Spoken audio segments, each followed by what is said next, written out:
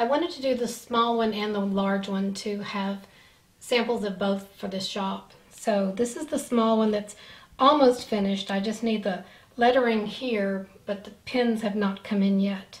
And I wanted to show you a few things that are coming in the future. I wanted to show you some little differences in one of the fabric numbers. It's the license plate, which on the paper it says J55, and it should be K55 because J is this silvery sort of bumper chrome fabric, and the license plate in the picture of on the pattern cover shows sort of a tan color or light color.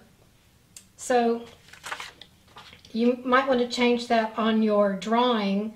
Here this said J55 and it should be K55. So that's the only change I could find. The only other thing too is there's a J52 down here. It's right down here that I don't think there's a fabric or a piece for, so it's just sort of by itself, but you can probably ignore that and skip it.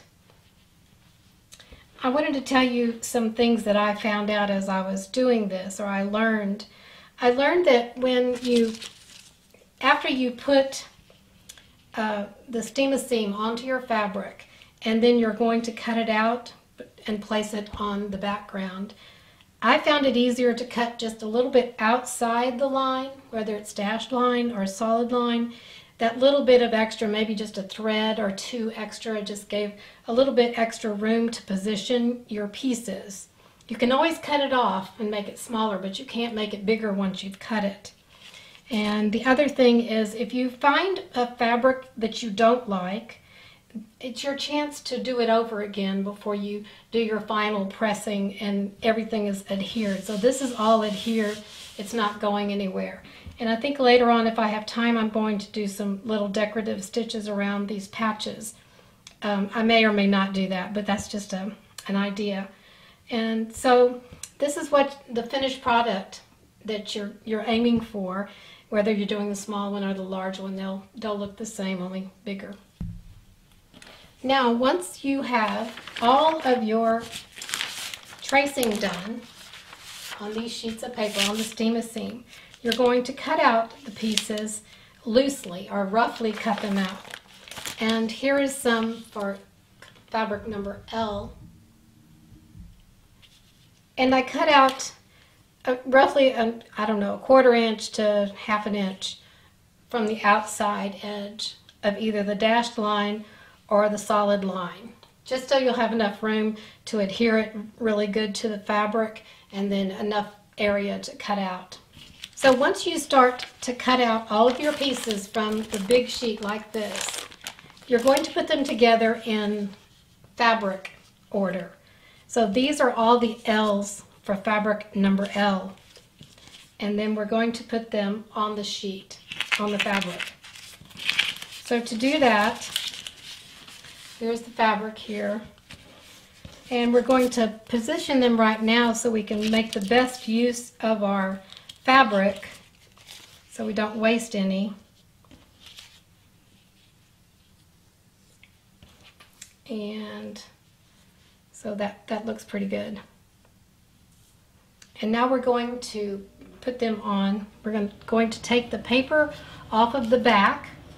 An easy way to take the paper off the back is to take a pin and score it. And then the paper just pops off like this and peel it off. So make sure that your sticky side is left on there. Sometimes the sticky might come off with the first layer of paper. It did that in a few times with me. Now we turn it over so the sticky side is on the fabric, and then we just press it down. And do that for all of these.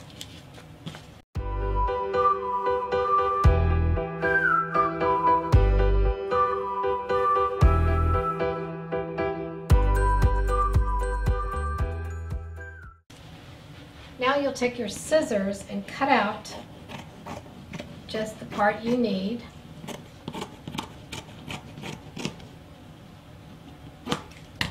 And put this back in your L bag.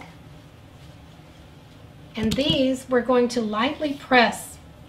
Take it to the ironing board and turn it over. Put your applique pressing sheet on top and just lightly press just to hold it down a little bit. And you'll do that for all your fabrics because you want them to be ready to cut out when you're ready to place them on your background fabric. And we'll come back and show you that later.